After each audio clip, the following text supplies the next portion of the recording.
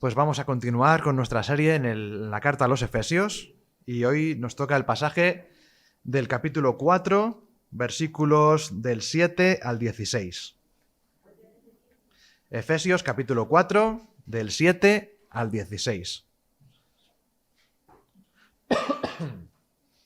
Bueno, si lo encontráis rápido porque lo tenemos reciente, de hace 2 semanas. Efesios 4, a partir del versículo 7. Antes de leerlo, quiero recordar que hace 2 semanas estuvimos hablando acerca de la unidad, de la verdadera unidad del pueblo de Dios, y que tenía que ver con un carácter en el pueblo de Dios y tenía que ver con unas realidades que son vigentes en el pueblo de Dios en cualquier tipo de congregación, ya sea de una denominación o de otra. Hay una base fundamental que está precisamente en que somos un cuerpo, en que solamente hay un espíritu, en que fuimos llamados conforme a una esperanza, que tenemos un solo Señor, una sola fe, un bautismo y un Dios y Padre de todos. Esto es el fundamento de la Iglesia. Y ahora Pablo va a seguir hablando porque dentro de la unidad, hablamos un poquito, lo mencionamos, no hay uniformidad, sino que hay diferencias entre los miembros de una iglesia. Hay diferencias porque Dios da dones de diferentes maneras, según a Él le parece. Y es lo que vamos a estudiar en esta mañana. Y quiero que cuando escuchéis la palabra en esta mañana, quiero que estéis pendientes de lo que esto tiene que decir para cada uno de nosotros. Porque va a haber una enseñanza muy general, va a haber una enseñanza específica y quiero que estéis especialmente atentos, ¿vale? Voy a hacer primero una lectura para que cojamos un poco el sentir del pasaje. Efesios 4, versículo 7. Pero a cada uno de nosotros fue dada la gracia conforme a la medida del don de Cristo. Por lo cual dice, subiendo a lo alto, llevó cautiva la cautividad y dio dones a los hombres. Y eso de que subió, ¿qué es sino que también había descendido primero a las partes más bajas de la tierra? El que descendió es el mismo que también subió por encima de todos los cielos para llenarlo todo. Y él mismo constituyó a unos apóstoles, a otros profetas, a otros evangelistas, a otros pastores y maestros, a fin de perfeccionar a los santos para la obra del ministerio, para la edificación del cuerpo de Cristo, hasta que todos lleguemos a la unidad de la fe y del conocimiento del Hijo de Dios, a un varón perfecto, a la medida de la estatura de la plenitud de Cristo, para que ya no seamos niños fluctuantes, llevados por doquiera de todo viento de doctrina, por estratagema de hombres que para engañar emplean con astucia las artimañas del error, sino que siguiendo la verdad en amor, crezcamos en todo en aquel que es la cabeza, esto es, Cristo, de quien todo el cuerpo, bien concertado y unido entre sí, por todas las coyunturas que se ayudan mutuamente, según la actividad propia de cada miembro, recibe su crecimiento para ir edificándose en amor. Muy bien. Primer versículo. Nos va a dar la idea del pasaje. Dice, a cada uno de nosotros fue dada la gracia conforme a la medida del don de Cristo. Primera cosa, el Señor da dones, ¿vale? Cuando habla aquí de dar gracia, está hablando de los dones que el Señor da a los creyentes. Y dice que se lo da a unos poquitos, solamente a 2 o 3, los más especiales de la iglesia. ¿Verdad? No. Dice a todos, ¿vale? A cada uno de nosotros. Por si hay dudas con la palabra todos, que a veces hay dudas, él dice a cada uno de nosotros fue dada la gracia. ¿Y conforme a qué? Conforme a la medida del don de Cristo. Es decir, según Cristo decide, según Cristo quiere dar, da a cada uno. Y a unos da unos dones y a otros da otros dones. Y luego veremos que en la lista de dones que da aquí, que menciona 5, no son todos los dones, ni mucho menos. Menciona algunos y lo menciona por una razón. Porque el pasaje general no va realmente sobre los dones en sí, sino en el uso que se le da a esos dones. Porque el tema general de la predicación está en que nosotros somos un cuerpo que tiene que madurar, que tiene que crecer, que tiene que aprender, que no puede quedarse siendo un bebé. Este es el mensaje general del pasaje. Y por eso empieza Pablo diciendo esto. Vamos a establecer unos principios. Todo el mundo en la iglesia tiene dones. Y los dones son para ser usados. Eso lo digo yo, pero creo que es de cajón. Los dones son para ser utilizados. Desgraciadamente, en nuestra cultura hay un problema. Y es que estamos muy acostumbrados o muy mal acostumbrados a lo que es una iglesia. A veces pensamos que una iglesia es como una organización. Y como una organización piramidal, donde los que están arriba mandan y mandan al siguiente escalón, y los del siguiente escalón mandan a los del siguiente escalón, y así sucesivamente durante una serie de escalones, y formamos la pirámide del poder dentro de la iglesia. Uno de mis maestros decía, es una frase que repite muchísimo, y es que a veces nosotros hemos salido de la Iglesia Católica, pero la Iglesia Católica no ha salido de nosotros.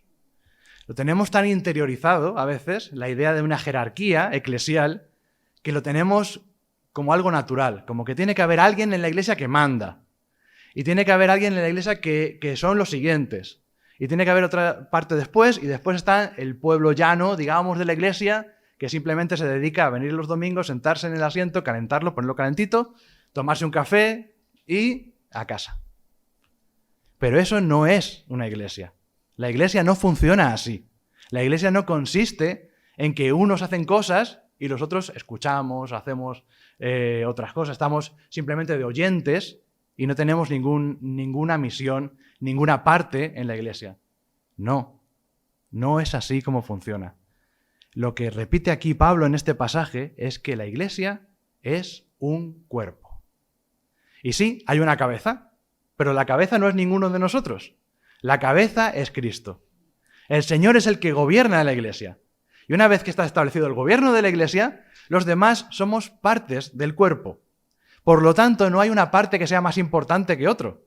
En un cuerpo, nuestro cuerpo humano no podemos decir, no, mira, es que el hombro es más importante que el estómago. Pues no, cada uno tiene su función y son todas importantes. Sin el hombro yo no puedo levantar el brazo, sin el estómago yo no puedo digerir la comida.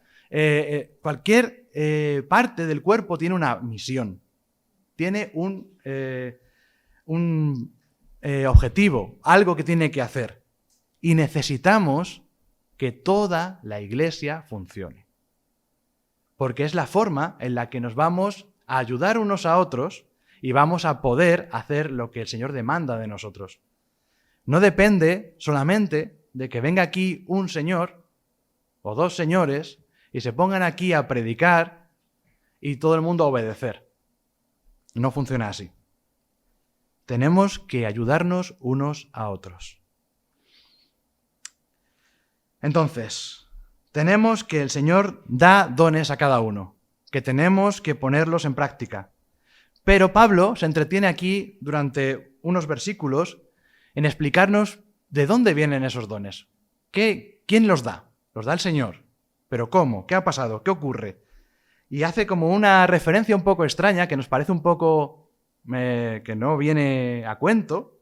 Dice, vamos a ver, ¿por qué ahora de repente empieza a citar el Salmo 68, 18, que es lo que está citando aquí, donde dice, subiendo a lo alto llevó cautiva la cautividad y dio dones a los hombres? Y uno dice, bueno, ¿pero qué tiene que ver esto con los dones que Dios da? Sí, vale, porque dio dones. Vale, pues muy bien. ¿Y por qué lleva cautiva la cautividad? ¿Y por qué esto nos está hablando de Jesús?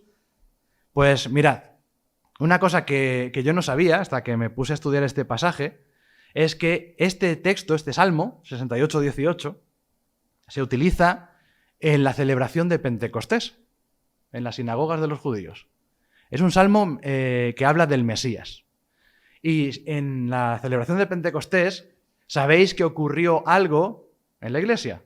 En el libro de los Hechos, ¿recordáis? Fue cuando llegó el Espíritu Santo. ¿Cómo recibimos nosotros los dones? A través del Espíritu Santo. Y entonces, aquí es donde está la conexión, ¿vale? Este salmo mesiánico que habla de la victoria del Mesías y cómo el Mesías, después de conseguir la victoria sobre sus enemigos, sube a la montaña en un simbolismo que representa el subir al cielo, ¿vale? Entonces, ahí es donde está el simbolismo, está la unión, porque eso está hablando de algo que ocurrió en Pentecostés. Pentecostés, venida del Espíritu Santo que nos da los dones, y aquí habla del Mesías que lleva cautiva la cautividad y dio dones a los hombres. Pero Pablo quiere ir un poquito más allá y quiere hacernos un recordatorio de lo que hizo Jesús para ganar ese poder de dar dones a los hombres. Dice, versículo 9, dice, y eso de que subió, ¿qué es sino que también había descendido primero a las partes más bajas de la tierra? Hay muchos comentaristas que creo que sobrepasan lo que dice el pasaje realmente. El pasaje lo que está hablando es el descenso del Señor. El Señor estuvo entre nosotros, pero no solamente estuvo entre nosotros, sino que fue humillado. Y no solamente fue humillado, sino que también murió. Fue matado y murió y descendió al donde los muertos, lo más bajo que se puede caer de la tierra. ¿Vale? No se puede bajar más. Siendo Dios, bajó y bajó y bajó y bajó. ¿Vale? Es como lo que hemos leído muchas veces en Filipenses, capítulo 2. ¿Qué ocurre con Cristo? El cual, siendo en forma de Dios, no estimó el ser igual a Dios como cosa a que aferrarse, sino que se despojó a sí mismo, tomando forma de siervo, hecho semejante a los hombres, y estando en la condición de hombre, se humilló a sí mismo, haciéndose obediente hasta la muerte y muerte de cruz. Y después del descenso viene el ascenso, por lo cual Dios también le exaltó hasta lo sumo y le dio un nombre que es sobre todo nombre, para que en el nombre de Jesús se doble toda rodilla de los que están en los cielos y en la tierra y debajo de la tierra, y toda lengua confiese que Jesucristo es el Señor, para gloria de Dios Padre. ¡Qué bien! Entonces, como dice Pablo aquí en el versículo 10, el que descendió es el mismo que también subió por encima de todos los cielos para llenarlo todo. Está diciendo lo mismo con diferentes palabras. Y lo que nos está diciendo a través de este salmo es que en ese ascenso al cielo, Él no dejó abandonada a la iglesia. Él dio a su Espíritu Santo y con el Espíritu Santo repartió dones. ¿Para qué? Para que la iglesia pueda estar preparada. Para que la iglesia pueda estar lista. Por ejemplo, quiero leeros un par de versículos. Primera de Corintios, capítulo 12.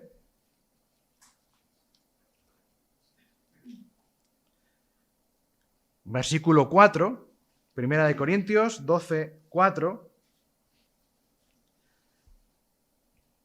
Nos habla un poco acerca de esos dones y nos dice, ahora bien, hay diversidad de dones, pero el Espíritu es el mismo. Es decir, hay un solo Espíritu, hablábamos de la unidad, ¿vale? Un solo Espíritu, pero diversidad de dones que se manifiestan de diferente manera. Romanos 12, 3.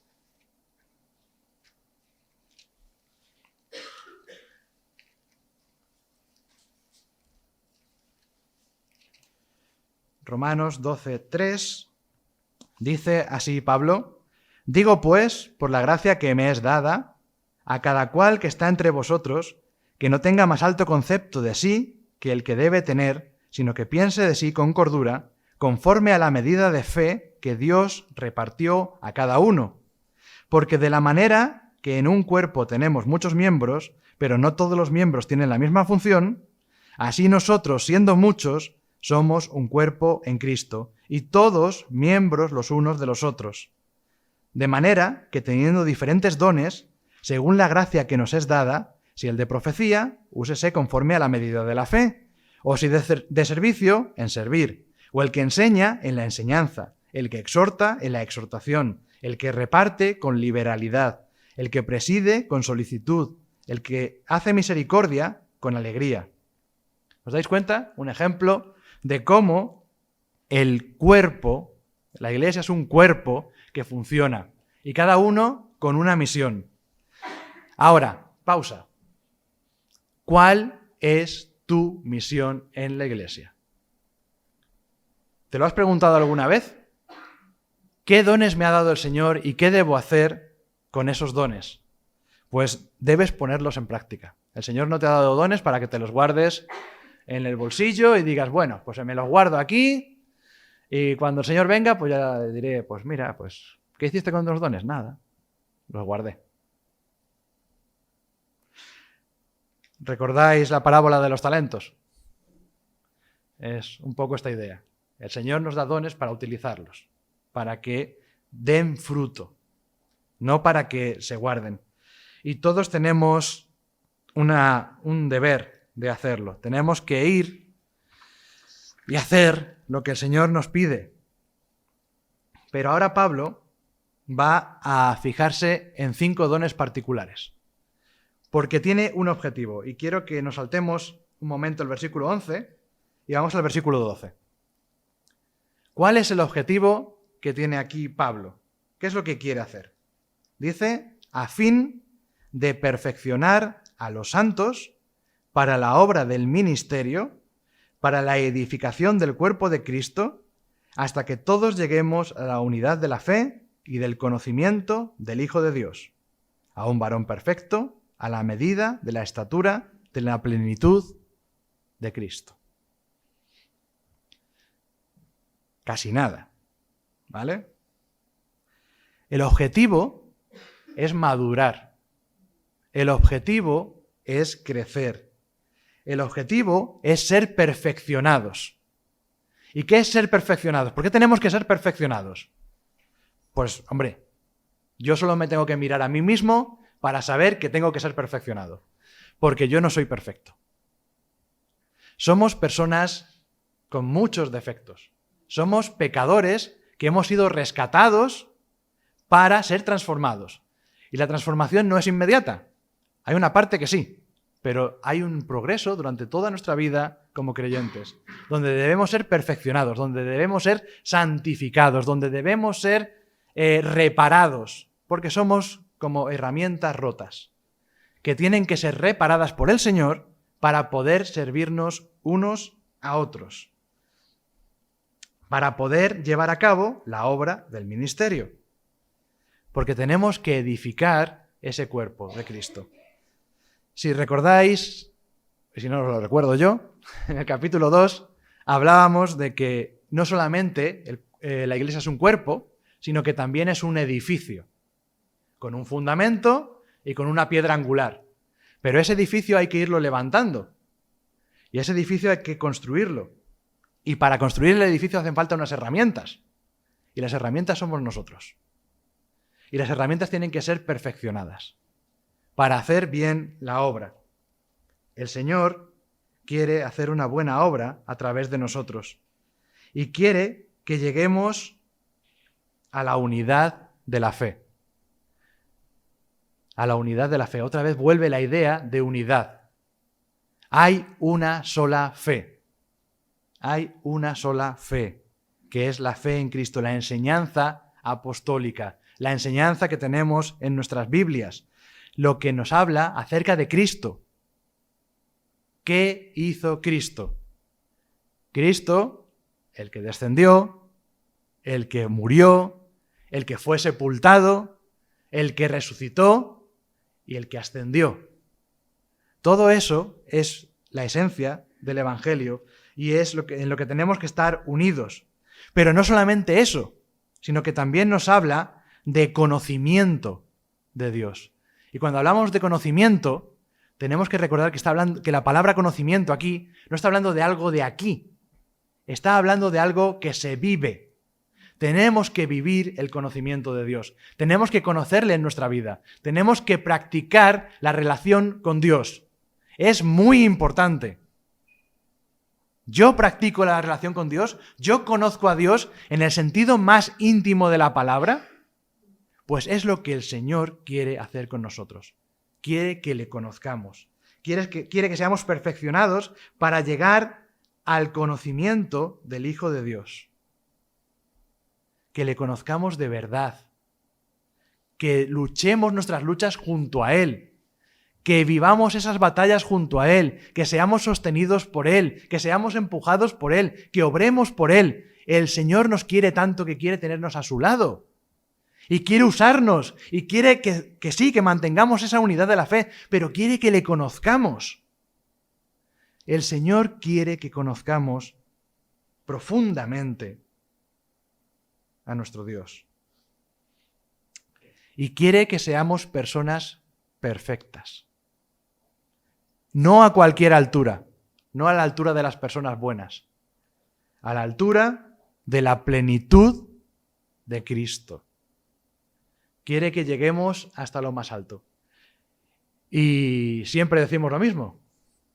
Sabemos que no vamos a llegar en esta vida. Pero es nuestro afán, es nuestro deseo llegar hasta ahí arriba o decir, no, como no vamos a llegar, pues ¿para qué lo voy a intentar si no voy a llegar? Pues tristemente muchas veces decimos esto. O lo pensamos, o inconscientemente lo asumimos. Como repetimos tantas veces el no vamos a llegar en esta vida. Pues se nos mete la idea, la mala idea, de que no debemos anhelar eso. Tenemos que ser transformados por el Señor, perfeccionados por el Señor, santificados por el Señor, para crecer y parecernos cada día más a Cristo. ¿Sí o no? Sí. ¿Queréis pareceros cada día más a Cristo? Pues hoy te pareces menos de lo que te vas a parecer mañana. Eso es lo que debería ser. Pero desgraciadamente muchas veces nos conformamos y nos relajamos y nos adaptamos al mundo y dejamos de crecer. Pues Dios ha dado dones para que esto no ocurra. Para que nos podamos ayudar unos a otros, animar unos a otros, empujar unos a otros. Y vamos a ver estos dones, ¿cuáles son? Aquí ha puesto Pablo 5. Dos están juntos. Pero ha puesto 5, vamos a decir, 5 dones. Esos 5 dones son especialmente, inciden especialmente en lo que significa conocer al Señor. Y por eso ha elegido estos y no ha elegido otros. ¿Vale? Podía haber elegido de la lista que hemos leído en Romanos, por ejemplo. Hay otra lista en Primera de Corintios. Pero ha elegido Pablo aquí apóstoles, profetas, evangelistas, pastores y maestros. ¿Veis un poco hacia dónde apunta Pablo en este momento? ¿No tendrá que ver todo esto con cierto conocimiento, cierta enseñanza, ciertas cosas que tienen que estar claras dentro del pueblo de Dios para poder funcionar? Estamos hablando de unas bases, ¿vale? Y por eso pone estos 4 o 5. Pero el Señor sabe, Pablo sabe que el Señor ha dado muchos más dones. Y todos ellos se les aplica este sentido de que todos sirven para la edificación de la iglesia. Eso quiero que quede claro, ¿vale? No solamente son estos 5 los que sirven para edificar a la iglesia, y el que no tenga estos dones, pues, ¿y ahora qué hacemos? Pues no tengo nada que hacer. Pues es que, claro, yo no soy ni apóstol, ni profeta, ni enseño, ni soy pastor, pues ni soy evangelista tampoco, pues, entonces no hago nada en la iglesia. No, hay otros dones. Hay otros muchos dones que son muy, muy importantes. Todos y cada uno de los dones que el Señor da son importantes. Lo que pasa es que utiliza estos porque son importantes para tener una base de doctrina en la iglesia que nos sirva para sostenernos y para protegernos de lo que está por venir en este mundo. ¿Vale? Entonces, vamos a ir viendo estos dones o estos ministerios, podríamos llamarlo también. Habla primeramente de apóstoles. Y podemos ver que apóstol se puede tomar como un don general y un don específico. Y me explico. ¿Vale? El don general podríamos aplicarlo hoy en día. El don específico no. Y voy a decir por qué.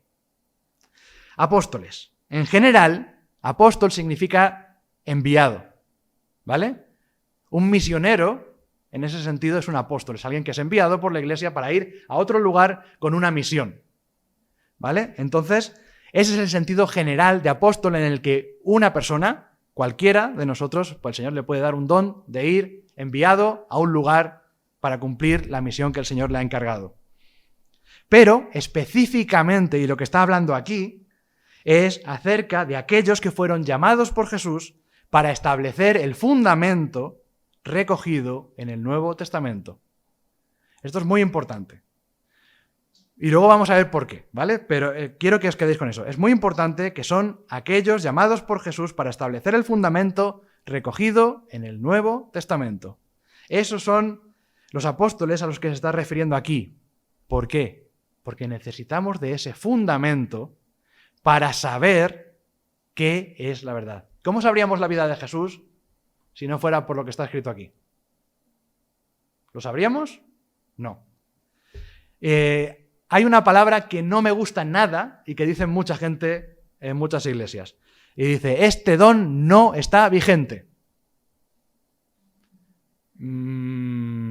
Vale, no está vigente, ¿por qué? Porque digo que no puede haber específicamente otros apóstoles porque ya el canon de las Escrituras está cerrado. Sí, el canon de las Escrituras está cerrado. No va a haber un siguiente libro del Nuevo Testamento, porque ya está toda la revelación de Dios en la palabra de Dios. Pero esto está vigente. Esto está aquí. Y esto es un don de Dios, que le dio a Pablo, que le dio a Pedro, que le dio a muchos otros. Y aquí está, sigue vigente. Yo no lo he visto que esto ya no valga. Esto es vigente. Ya sé que cuando dicen que no está vigente está refiriéndose a que no hay nuevos apóstoles y demás. Pero digo que hay un sentido general en el que uno puede ser un apóstol, puede ser enviado por el Señor. Y para mí, cuando yo veo a un misionero que ha sido escogido con una misión y es usado por el Señor para abrir obra en algún sitio o para hacer otro tipo de labor, para mí es un enviado del Señor y se merece el respeto que tiene que tener y la ayuda que tiene que tener y tiene que tener toda la colaboración del pueblo de Dios. Eso tiene que ser así. Evidentemente, desgraciadamente, por el abuso que hay en cierto tipo de iglesias con la palabra apóstol, no podemos utilizar la palabra apóstol hoy en día. Y es una desgracia. Es una desgracia que no podamos utilizar esa palabra. Porque ahora estamos acostumbrados a que, yo soy el apóstol Marcelo, y el apóstol Marcelo decreta que las ofrendas deben ser más abundantes porque debe comprarse un yate. Y lo sentimos mucho, pero lo ha decretado el apóstol y hay que hacerlo. Pues venga, todo el mundo ahí, vamos a poner todo el dinero que podamos para que el apóstol Marcelo se compre un yate. Y desgraciadamente este abuso ocurre muchísimo, en muchísimas iglesias. Entonces, no utilizamos por eso el término apóstol hoy en día. Porque desgraciadamente se ha desvirtuado muchísimo, porque ahora mismo lo utilizan generalmente gente que son impostores, que se hacen pasar por lo que no son. Siguiente don. Profetas. Ay, ¿y ahora qué pasa con los profetas? Pues con los profetas pasa 3/4 de lo mismo. ¿Recordáis lo que dice Efesios capítulo 2, versículo 20? Si no lo recordáis, lo leemos. Efesios 2, 20 habla de la iglesia y dice: edificados sobre el fundamento de los apóstoles y profetas, siendo la principal piedra del ángulo Jesucristo mismo. ¿Por qué está poniendo aquí a los profetas? Porque también son parte del fundamento. Los profetas que escribieron la palabra de Dios desde el Antiguo Testamento. Profetas y apóstoles son el fundamento que tenemos recogido aquí en nuestras Biblias. Aquí tenemos la palabra de Dios recogida a través de apóstoles y profetas. Pero también hay un don general de profecía que se puede utilizar hoy en día. No ha cesado la profecía. ¿Qué es la profecía? El problema es que interpretamos mal la profecía, otra vez más. Viene el profeta Marcelo, perdón por los Marcelos, pero el profeta Marcelo ha venido y dice que, el Señor viene pasado mañana. Y tenemos que prepararlo todo porque el Señor viene pasado mañana. Y pues lo ha dicho el profeta Marcelo, pues venga, vamos a hacer todo. Y así, una vez más, el profeta, la palabra profeta, está mal usada y se ha desvirtuado muchísimo. Pero realmente un profeta es una persona que proclama y aplica las enseñanzas de la palabra a las situaciones y necesidades de una iglesia. La persona que coge la palabra de Dios, no su palabra, la palabra de Dios, la proclama y la aplica, la que es capaz de ver, que tiene una visión especial para ver la necesidad de la iglesia. Y dice, esta palabra es necesaria ahora mismo en la iglesia. Y la aplica ahí. Eso es un don de Dios. Y se sigue produciendo hoy en día. Es más, dice 1 Corintios, capítulo 14. Versículo 1.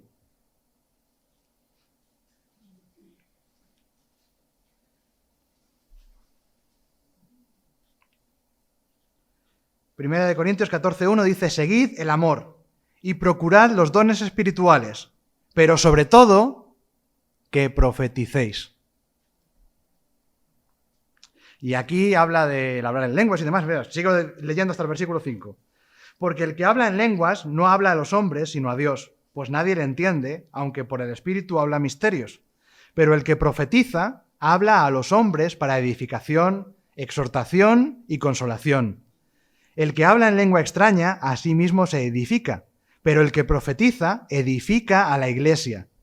Así que quisiera que todos vosotros hablaseis en lenguas, pero más que profetizaseis, porque mayor es el que profetiza que el que habla en lenguas, a no ser que las interprete para que la iglesia reciba edificación. Fijaos la importancia que Pablo le da al don de profecía.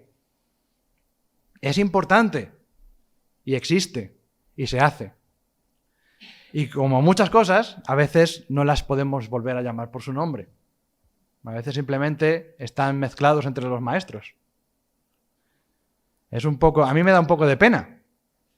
Y a veces, pues eso, uno tiene un don de profecía y no lo puede manifestar abiertamente porque es muy complicado hoy en día. Si yo digo ahora mismo, señores, yo soy profeta, pues ya estáis pensando en Marcelo. Entonces, no podemos decirlo, no se puede decir. Entonces, tenemos que tener mucho cuidado. Pero los dones del Señor siguen funcionando. El Señor sigue obrando. El Señor ha puesto esto, pero hay un fundamento, y es a lo que quiero volver. Retomemos. Hay un fundamento que está en los primeros apóstoles y los profetas, que dejaron escrita la palabra de Dios, que sigue vigente. La palabra de Dios está aquí para guiarnos, para ayudarnos, para hablarnos. Es Dios hablando con nosotros, y lo han recogido los profetas, y lo han recogido los apóstoles, y está aquí, y lo tenemos en nuestra vida. Lo tenemos que aplicar. Lo necesitamos para crecer. Pablo nos está recordando, necesitáis la palabra de Dios para crecer. Necesitáis esa enseñanza apostólica. Necesitáis esa enseñanza profética. Necesitáis también a los evangelistas. ¿Qué pasa con los evangelistas? No, los evangelistas han desaparecido. No. Gracias a Dios todavía no. Pero están en peligro de extinción. Porque nos hemos acostumbrado y amoldado y metido en nuestras iglesias y ya no nos gusta salir a evangelizar. Y ya no nos gusta proclamar el evangelio. ¿Qué era un evangelista antiguamente? Una persona que iba a un lugar donde nadie conocía a Dios y se ponía a hablar de Dios. Y la gente escuchaba y el Espíritu Santo tocaba sus corazones y entonces se convertían al Señor. Y entonces ese evangelista, ¿qué hacía? Pues abría una iglesia. Y esa iglesia se ponía a comenzar y una vez se establecía un liderazgo en la iglesia, el evangelista se marchaba a otro lugar a seguir predicando porque su llamado, su don es a evangelizar, a llamar a los perdidos. La persona que llama a los perdidos es una persona que hace una labor de evangelización, de evangelismo. Y entonces hay personas que tienen un don específico para hacer esto, que han sido llamados específicamente por Dios para ser pescadores de almas. Tienen que ser personas que están entregadas a predicar las buenas noticias del Señor, las buenas noticias del Evangelio, que hay esperanza para los pecadores, que ahora mismo hay un peligro brutal porque van directos al infierno. Pero hay esperanza, porque uno bajó del cielo y murió en una cruz por sus pecados. Y ahora Dios puede ser propicio a nosotros. Ese propiciatorio del que hablaba Santi en esta mañana. Nos ve a través de la sangre de Cristo, a aquellos que han creído en Él. Entonces, esa es una esperanza que hay que proclamar, que hay que decir, que la gente tiene que saber. Y se está olvidando, dando menos importancia. Es muy importante. Pablo está aquí expresando 5 pilares imprescindibles que tienen que estar. Y ¿están los apóstoles? Sí. ¿Están los profetas? Sí. ¿Están los evangelistas? Están los evangelistas. Si Dios te ha dado un don para evangelizar, evangeliza. No te lo guardes, porque es necesario, lo necesitamos. Esta iglesia local lo necesita. Y damos gracias por las personas que se están dedicando a la evangelización en la Plaza de Cervantes. Y damos gracias por las personas que están evangelizando en sus trabajos. El Señor nos pone en muchas situaciones en las que nos da la oportunidad de usar este don. Si tienes este don, por favor, úsalo. Si no lo tienes, evangeliza igualmente. Pero aún así, el que lo tenga, con mucha más responsabilidad. Porque el Señor da los dones para usarlos. Úsalos. Necesitamos, la iglesia necesita que uses tus dones. Y por último tenemos a los pastores y maestros. Los pastores y maestros, bueno, estos son los fáciles, ¿no? Los más visibles, los más... No, ese don ya no existe, amigos. Broma. No me miréis así, casi me matáis con la mirada. Bueno, todavía hay un don de pastor y un don de maestro, pero es muy curioso que Pablo aquí los une. ¿Por qué une pastor y maestro? Y para eso tenemos que quitarnos de nuestra cabeza ciertos clichés que tenemos acerca de lo que es un pastor. Primero, pastor es lo mismo pastor que anciano, que obispo, que son las 3 formas en las que se usan en la palabra de Dios. Eso, primera cosa. Pero ¿por qué dice pastores y maestros? ¿Cuál es la labor del pastor? La labor del pastor es cuidar del rebaño, ¿vale? El pastor pastorea un rebaño. ¿Significa eso que el pastor es como una especie de psicólogo que me ayuda cuando estoy triste y me da palabras de ánimo y cuando yo quiero pues le llamo y le exijo y le pido y le doy y me da y tal? No. La labor del pastor fundamental es una muy clara. Fijaos, vamos a 1 de Pedro, capítulo 5.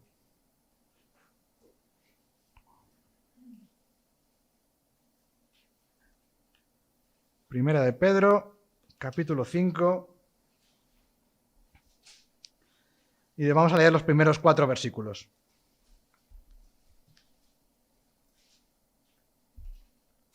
Dice así, es un mensaje para los ancianos, para los obispos, para los pastores. Ruego a los ancianos que están entre vosotros, yo anciano también con ellos, y testigo de los padecimientos de Cristo, que soy también participante de la gloria que será revelada. Apacentad la grey de Dios, que está entre vosotros, cuidando de ella no por fuerza, sino voluntariamente, no por ganancia deshonesta, sino con ánimo pronto, no como teniendo señorío sobre los que están a vuestro cuidado, sino siendo ejemplos de la grey. Y cuando aparezca el príncipe de los pastores, vosotros recibiréis la corona incorruptible de gloria. Fijaos, la misión del pastor es apacentar la grey de Dios, alimentar al rebaño. Alimentar al rebaño y cuidar de ellos. ¿Cómo? Alimentando al rebaño. ¿Y se hace por fuerza? ¿Porque yo mando y punto? No, no se hace porque yo mando y punto. Se hace con amor. Se hace de forma voluntaria. Se hace para obtener un beneficio propio. Porque yo quiero reconocimiento. Aquí en las asambleas de hermanos es muy fácil, ¿no? Porque no no tenemos sueldo y entonces no hay ningún problema con esto. No, sí que hay problema. A veces lo que queremos no es dinero. Queremos ser reconocidos. Queremos ser una autoridad. Queremos ser alguien importante. Que todo el mundo diga, oh, mira a David. Oh, qué buen anciano es. Es el mejor. Es el más guay. Es el más guapo. ¿A que sí? Lo sé. Lo sé.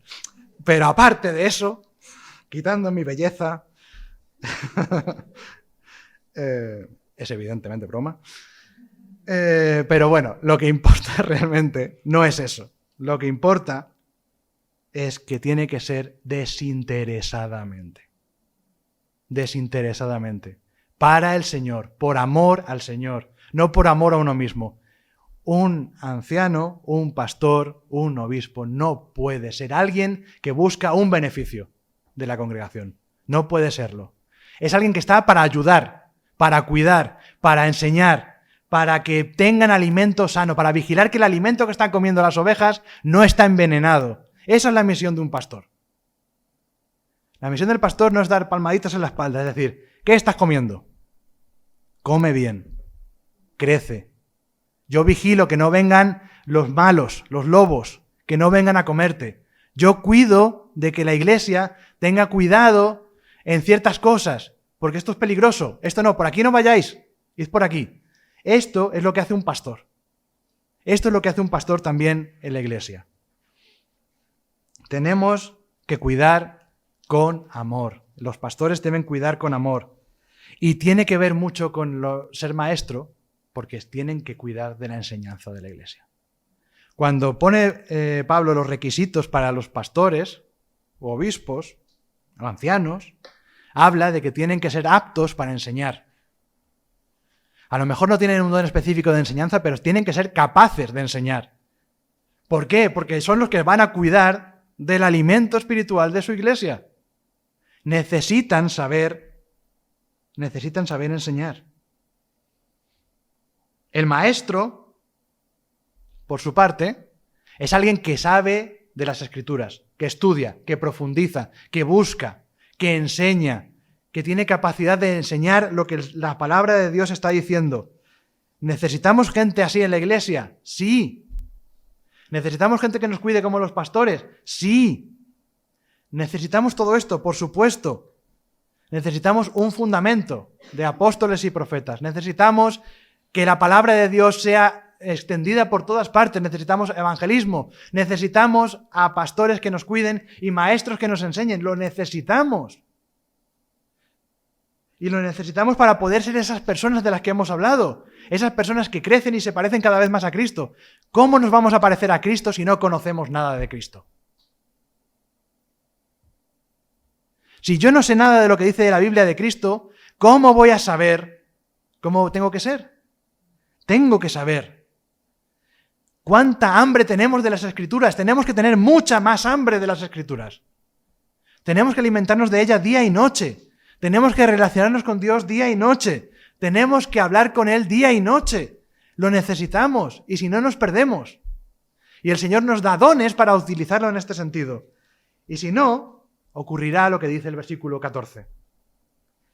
Que seremos niños fluctuantes, llevados por doquiera de todo viento de doctrina, por estratagema de hombres que para engañar emplean la astucia y las artimañas del error. O con astucia y las artimañas del error. Eso es lo que ocurre. Y esto se puede ver así. Cuantísimos creyentes, cuantísimas personas son arrastradas por cualquier viento de doctrina. Y llega un nuevo maestro, Marcelo, con una nueva enseñanza, y todos vamos detrás de Marcelo con su nueva enseñanza. ¿Por qué? Porque no conocemos lo que dice la Biblia, y que lo que Marcelo está enseñando está mal. Y luego viene Marcelo II a enseñarnos otra cosa, y dice, pues no, Marcelo I no tenía razón, vamos con Marcelo II, y nos vamos para allá. Y luego viene Marcelo III, y vamos otra vez después de esa corriente. ¿Por qué? Porque nos dejamos llevar como un niño pequeño que no sabe ni hablar, y que le pones así, y va andando hacia adelante, y le pones acá, y va andando para allá, y da igual. Y no le importa, porque no sabe. Así no podemos ser los creyentes. Por eso necesitamos crecer espiritualmente, necesitamos madurar, necesitamos ser creyentes maduros. ¿Y cómo lo podemos ser? Pues siguiendo la verdad de Cristo. ¿De qué modo? En amor. El amor es muy importante. El amor es el lubricante que hace que toda la máquina funcione. El cuerpo tiene muchas coyunturas, muchas articulaciones. Para que estas articulaciones se muevan adecuadamente, necesitamos del amor. Y si no, nos agarrotamos. Y si no, empezamos a funcionar mal. El amor está siempre presente en todo. ¿Por qué? Porque el amor es una característica fundamental de Dios y de su Hijo Jesucristo. Por eso tiene que ser una característica fundamental en su cuerpo. Es lógico pensar que si nuestra cabeza es amor, el cuerpo tiene que estar lleno de amor. Pero con ese amor tenemos que buscar la verdad de Cristo. Necesitamos encontrar la verdad. Y la verdad está en su palabra, la cual tenemos que conocer, la cual tenemos que enseñar, la cual tiene que llenarnos en todo momento. Lo necesitamos, necesitamos a Dios. Hermanos, hermanas, necesitamos a Dios. Necesitamos aplicarlo en nuestras vidas. Necesitamos algo real, no algo que queda en la teoría. El Señor te ha dado un don, o dos, o tres, o cuatro, o muchos. Yo miro a Pablo, por ejemplo, y veo que Pablo tenía prácticamente todos los dones que a veces se pueden tener. De los que habla él, los tenía, sin duda. Pero es que hay algunos que tienen más, otros que tienen menos, pero no importa. No eres más importante por tener más dones o menos dones. Lo que importa es que tú pongas los dones al servicio del Señor.